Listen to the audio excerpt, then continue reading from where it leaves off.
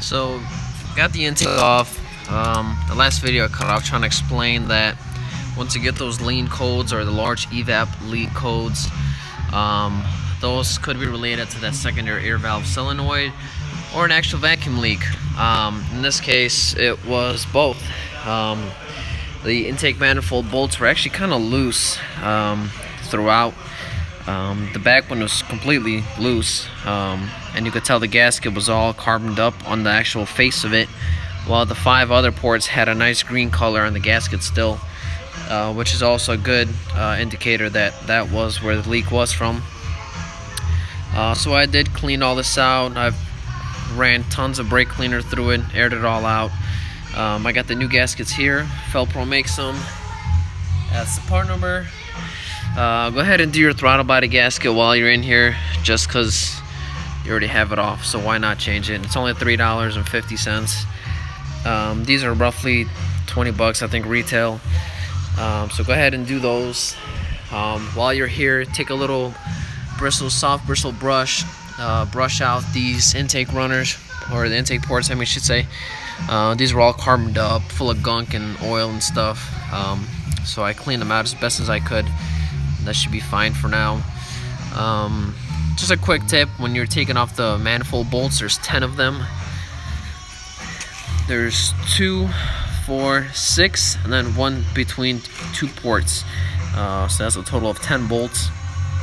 Once you get all those loose, this back one's kind of hard. You pretty much have to work with that little cushion back there and get a little 1/4-inch ratchet in there.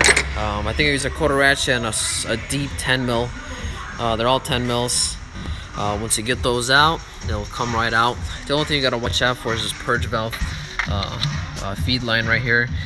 This is what the purge valve flows through and pushes it into the intake manifold there, or into the throttle body, I should say. So be careful with this, don't break it. It could stay on the car, you don't have to take it off. I did take off my purge valve, just doing some testing on it. Quick test on that is if you could blow through the purge valve, it's no good. So either end, if you can't blow through it, it's still good. But yep, now I'm going to be reassembling. I'll try to make a video once I'm done. I'm kind of in a rush now, but it's pretty simple. It's pretty straightforward. You remove a few brackets, this main bracket that holds the PCM, take out the 2 bolts or 3 bolts, whatever it was that was holding it to the manifold. Then you take off this bracket off of the alternator area. You do have to move the alternator just slightly to the side. 3/15s hold it in place, 2 on top, 1 on the bottom.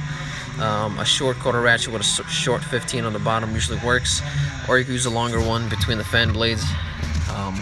Just move that to the side. You don't have to unplug it because of that 10 mil that's in this corner right there.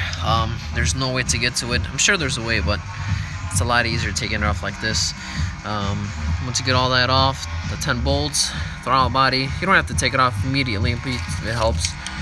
Take it off, move these lines, disconnect this fuel line, give you a little more room. I have it capped off with some towels on the side.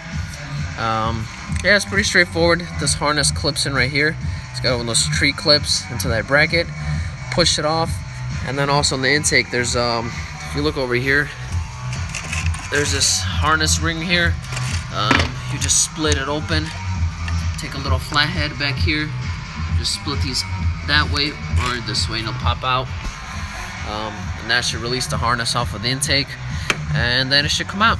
Go ahead and clean it all off. I'm putting a little bit of thread lock medium on these bolts, simply because I know they were loose and I don't want it to back off again. So I'm going to be, those are already coated, as you can see. So once this goes in, I have a little bit of Loctite to help me out to hold it. And yeah, I'll go ahead and put a part 3 video in once I'm all completed with this, and let you guys know how it went. Also, go ahead and clean your throttle body while it's out. It'll run smoother down the road.